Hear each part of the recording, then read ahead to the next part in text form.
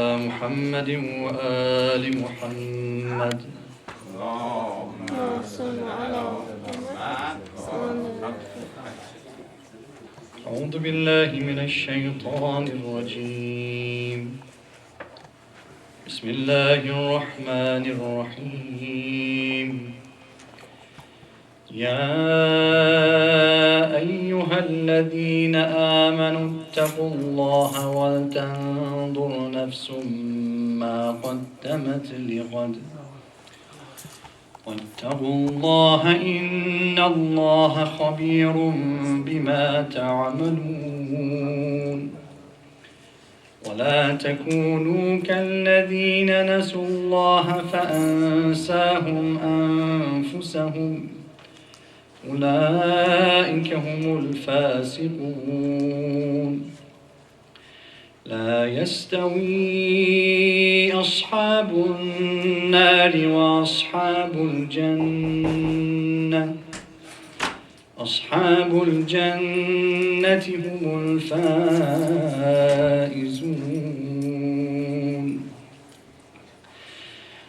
لو أنزلنا هذا القرآن على جبل لرأيته خاشعا متصدعا من خشية الله. وتلك الأمثال نضربها للناس لعلهم يتفكرون. والله الذي لا إله إلا هو عالم الغيب والشهادة هو الرحمن الرحيم. هو الله الذي لا إله إلا هو الملك القدوس السلام المؤمن المهيمن العزيز الجبار المتكبر سبحان الله عما يشركون. هو الله الخالق البارئ المصور له الأسماء الحسنى يسبح له ما في السماوات والأرض وهو العزيز الحكيم. صدق الله العلي العظيم. سلام. اللهم صل على محمد وآل محمد. عشر سلام.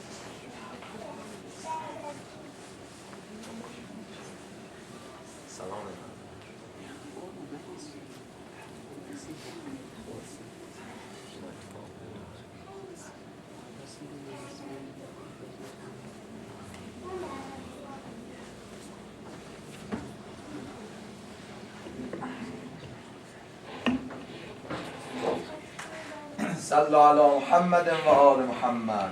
اللهم صل على محمد وآل محمد. أعوذ بالله من الشيطان الرجيم. بسم الله الرحمن الرحيم. الصلاة والسلام على أشرف الأنبياء والمرسلين حبيب قلوبنا وشفيع ذنوبنا وطبيب نفوسنا أبي القاسم المصطفى محمد. اللهم صل على محمد وآل محمد. وعلى أهل بيت الطيبين الطاهرين المعصومين ولعنة الله على أعدائهم أجمعين إلى قيام يوم الدين. رب اشرح لي صدري ويسر لي أمري واحلل عقدة من لساني يفقه قولي. The topic about tawakkul and how we see instances of this trust in Allah by Imam Hussein. It's a great lesson to learn, and there are several other lessons that we can learn as well. One of the things that we see is a vision. There was a vision for what the Qiyam and revolution of Imam Hussein meant. When you set out to do something big, you think about, at the end, what is the result that I would like to achieve? What am I trying to get to by doing this action? When the month of Ramadan started, for example, you set some goals for what it is that you would like to achieve. Where do you want to get to after all of the fasting, the prayers, staying up all night, and foregoing and being hungry, all of these things? You had to set for yourself a goal. What am I trying to achieve? There was a goal for Islam in Imam Hussein's revolution. Part of this goal was to keep Islam safe for all of humanity. And if you think about what would have happened if we did not have the message of Imam Hussein right now, there would not be any majlis right now. There would not be any, I would not be here speaking, you would not be here. Maybe that love, that ishq for the Ahlul Bayt would not be in our hearts if it was not for this event and this inqilab and revolution of Imam Hussein alayhi salam. If that didn't happen, would all of the world, the followers of the Ahlul Bayt, be connected to each other the way that they are? Everyone remembering on the same nights these events. It brought together a unity for all of the Muslims. So there was a vision and a goal that Imam Hussein saw that maybe some of the people they didn't see. Some people they thought it's easier if we just do bay'at with Yazid, that would be easier for the Muslims. And Imam Hussein can continue to live, and same for his family, and there would be no need for this bloodshed. No need for all of these people to become shaheed. But what Imam Hussein was looking at was not what was right in front of him, but also what was all around him, affecting all of the Muslim world at that time, and what would affect all of the Muslims that would come after him. All of the generations that will come after him.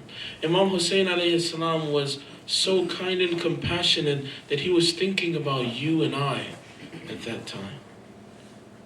Imagine that he was so considerate that he said, I need this religion to reach those mu'mineen who are not even born yet. So this sacrifice that he made was with a vision and a goal, which was a very long-term goal. When we look at certain events that are happening in the world today, we see corruption, injustice, dhulm. We see some people on the wrong side. And obviously someone has to be on the right side to stand up against them. The same message of freedom that Imam Hussein stood for is that same message that we stand for today. If we look at as I mentioned before, as Shaykh Mutahari mentioned, that the Shimr of Imam Hussein, 1300 سال پیش مرده. شمر امروز تو بشناس. Know who is that enemy of yours today. Know who is that person that is doing that injustice. Because this was part of the vision and the basirat and insight of Imam Hussein when he had this revolution. That he was thinking long and far in advance. Much into the future. And how this would affect everyone. So the point that I want to get to, and also we can see in the wisdom and the basira, the insight that someone like Imam Khomeini had. When that revolution, and I don't like to refer to it as the Iranian Revolution simply because it was a revolution for Islam, and so many people in the world benefited from that revolution. Even though it took place in Iran, it was a revolution for the sake of Islam and benefited all of Islam and all of humanity. Everyone who was Muslim benefited. When he made the day of Quds a day to be recognized throughout the entire Muslim world, I want to bring your attention to something.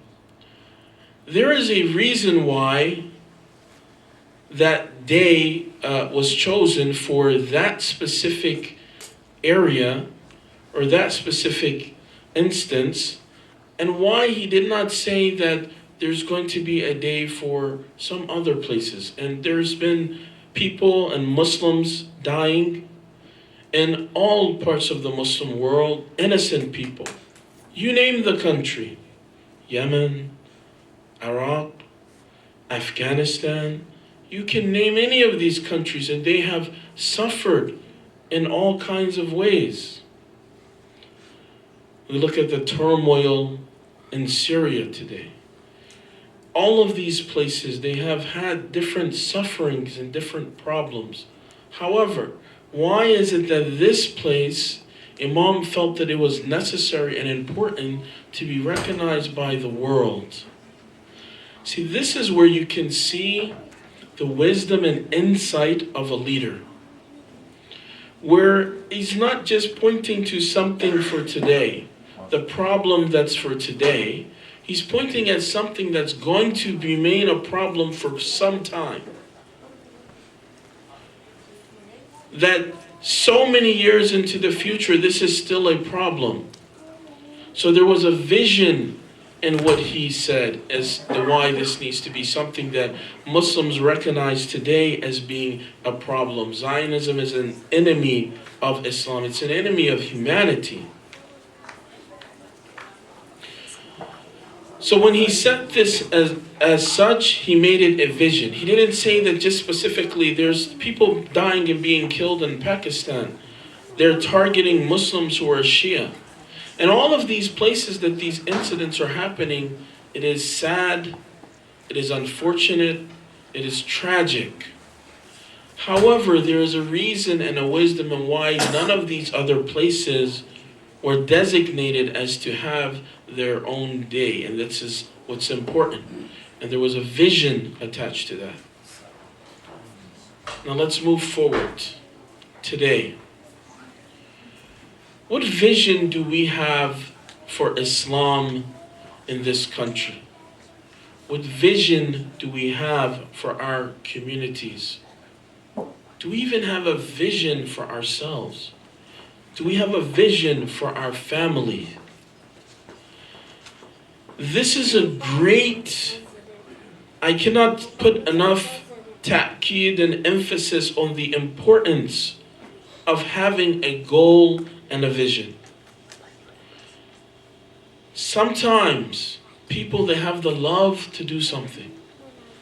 They have the energy to do something, but they don't have the goal. We want to stand up against oppression. Okay, how are you going to do that? Where are you trying to go? What is the goal that you would like to reach? What is the vision that you have?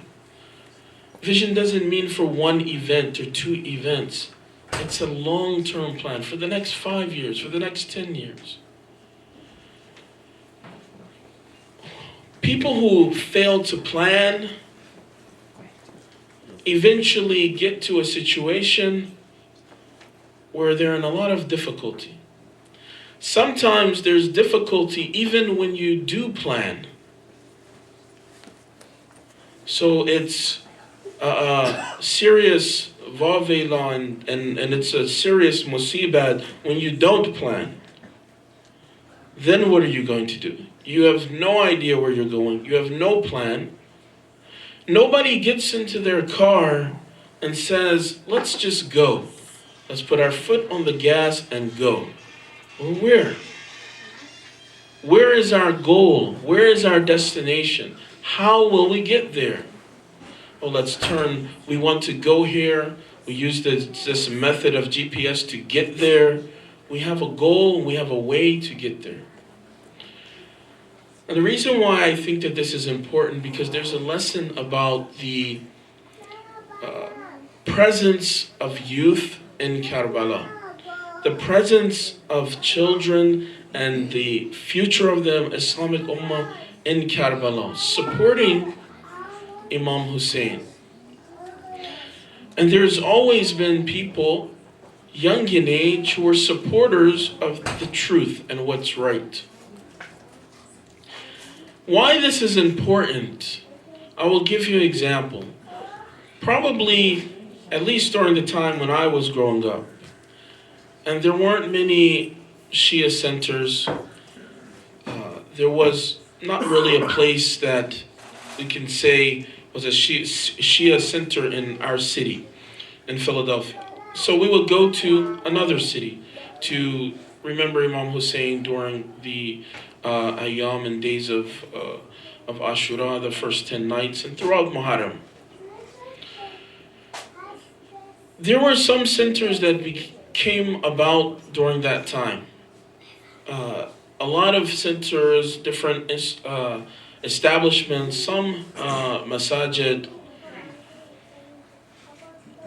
These places that came about, their goal was to have a little piece of the culture that they had brought with them, whether it be Iranian culture, Arab culture, or Pakistani Indo-Pak culture, to bring this with them and to maintain this and to preserve the culture that they had. Culture has its role and place in Islam and its importance, but there wasn't a vision along with this. So what happened in majority of places was that these centers were established, and the medium of communication, the programs were all in Urdu, or they were in Farsi, or they were in Arabic, or in some places they may have been in Turkish even, but they were in another language. So what happened when they didn't plan? Suddenly, the children who were growing up here, who were learning this language, who their mother tongue was English, they were slightly disconnected from the cultural aspects that were brought here. If you didn't plan for a vision that there needs to be something for the future of the community, then you're going to be in trouble. So consequently, now we have a high rise, and we're seeing a demand for the need for English programs. Because of the youth growing up here, because of the many converts and people who are coming to Islam, and also because of the diversity of communities a lot of times, where there's people from all different backgrounds that understand different languages, and their medium of communication is probably English. But what happened when people did not plan is that they came to this big difficulty, and adjusting has been a difficulty. I see a lot of communities today, throughout the United States, in Europe, a lot of communities that they're missing a whole age range of people.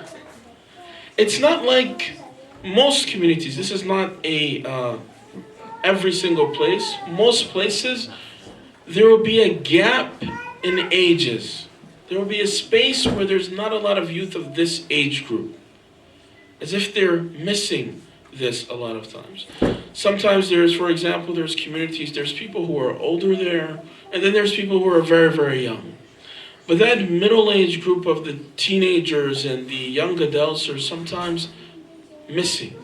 And there's obviously a reason for that if things were not planned for them. If I didn't plan for this person or this child or that age range, then I may have lost them and made it more difficult. So the great lesson in that is that there is an important vision that has to be attached with your community. If you have a community, you need to have a vision. You need to have a goal. I'm going to do repetition, tikrar, and just doing things over and over again. This is not a goal. This is a band-aid. It solves the problem for a little while. It's not a cure. To fix the problem, you need to think, in the next 10 years, what will be the needs of the community here? In the next 20 years, what will be the needs of the community here? What challenges might they face? How can we prepare for that's coming for them in the future? The same way that Imam Hussein prepared you all. He prepared all of us with that message of standing up against injustice, that message of sacrifice, that message of patience, endurance, forbearance, that message of La ilaha illallah Muhammadur Rasulullah.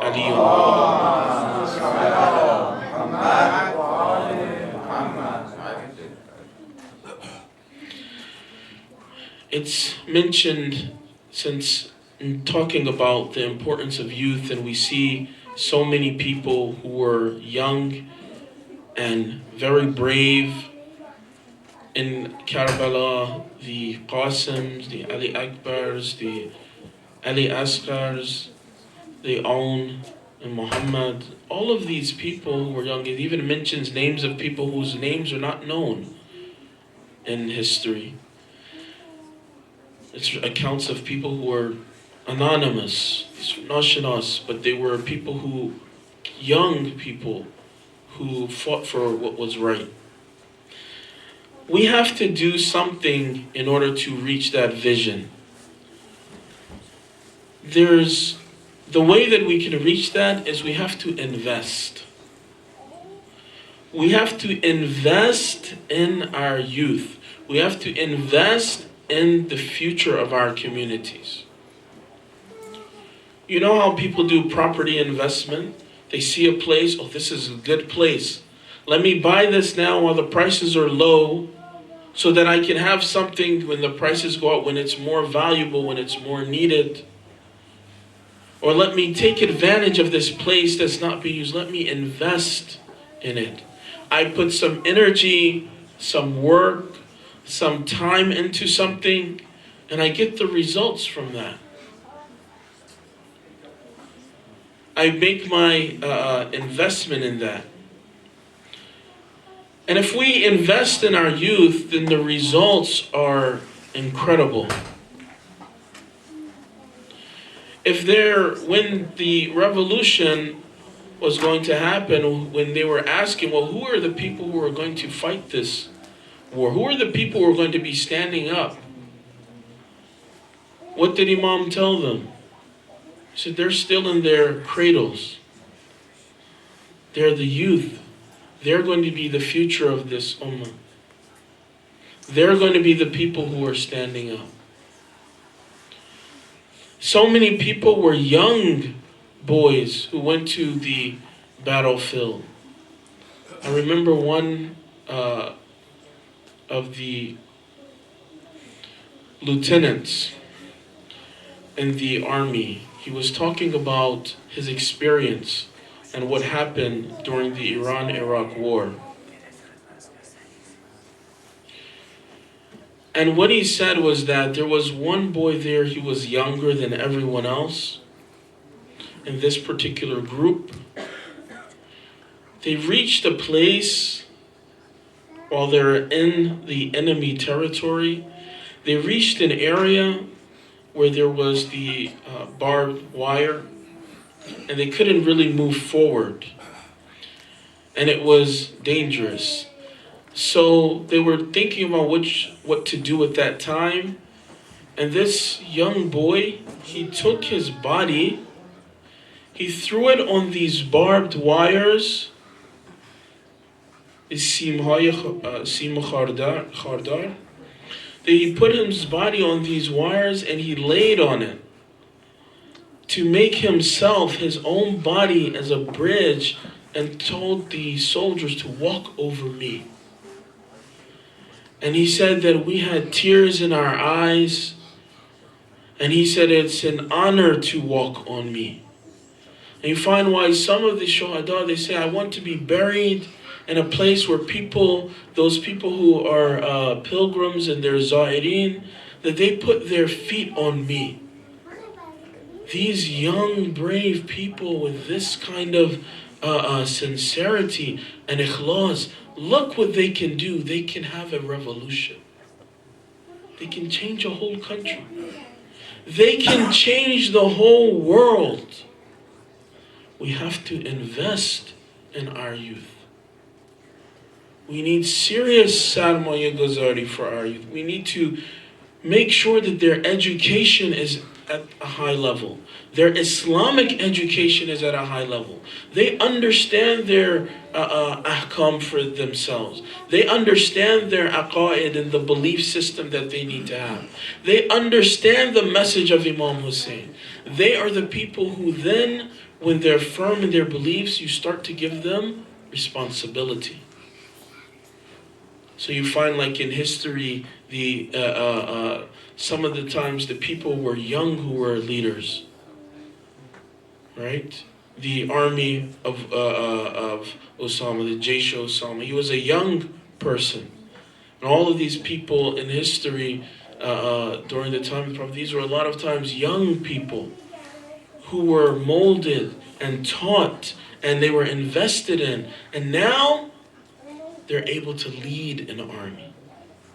Now they're not the ones following. Now they are the leaders. How do we make these leaders? We have to invest in the youth. Salawat. Allahumma salli ala Muhammad wa ali Muhammad. One of the ways that we do this is through ta'aleem and education, through teaching. There's a hadith from Rasulullah sallallahu alaihi wasallam.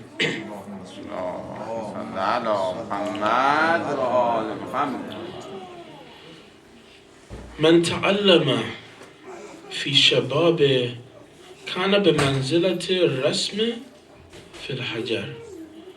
The person who teaches, or the learning that a person does while they're young, is like engraving on a stone. When you engrave something on a stone, it's going to stay there forever. وَمَنْ تَعَلَّمَ وَهُوَ كَبِيرٌ. When someone goes to learn and they're older, sometimes it's more difficult. It says, كَانَ بِمَنْزِلَةِ الْكِتَابِ عَلَى وَجْهٍ. Writing on water. Obviously, if you try to write on water, it doesn't stay. It becomes much more difficult. So this means that while I can engrave, while I can put these ideas and concepts into the mind of a young person, I have to invest and do that. Sometimes people, they ask me, why is it that I speak Farsi so well? And I don't think I speak that well, but the perception, or the wrong perception, is that I speak Farsi well. So one of the things, or the reasons, that if I have any barakat in doing this, speaking this language well, it is definitely because of Hazrat Masuma, Salam alayha.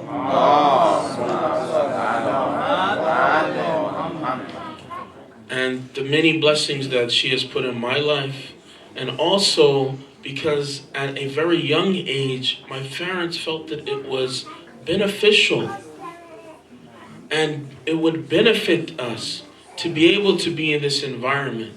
So learning at a young age, it became something that was very easy. We learned very quickly, and it remained a part of me. I think that after our first time I came back from Iran, I probably didn't speak a word of Farsi for almost 7 years. But I didn't forget even a single thing. The things that I learned in the Hawza at that time, it seems like I was sitting there right now when I think about it, as if I was sitting in the classroom right then. I can hear word for word the things that my teachers were saying. Invest in your youth. It can make a difference in the community and the vision, the future that the community has. I think that's all the time that we have for today, but inshallah, Allah give us all tawfiq that our communities can be strong and prepared for the Imam of our time. Please close with dua faraj. Bismillahir Rahmanir Rahim. Allahumma kulli waliyika hujjat ibn al-Hasan salawatuka alayhi wa ala alihi fi hadhihi as-salah wa fi kulli salah وليا وحافظا وقائدا وناصرا ودليلا وعينا حتى تسكنه أرضك طوعا وتمتعه فيها طويلا برحمتك يا أرحم الراحمين.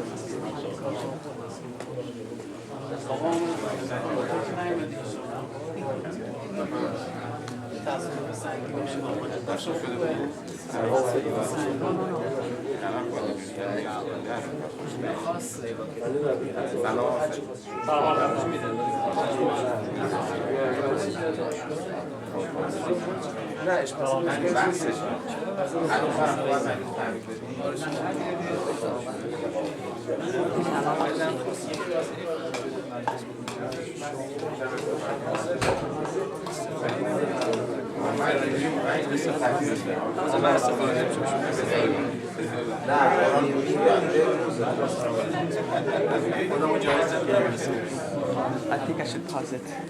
Yes, I think we should.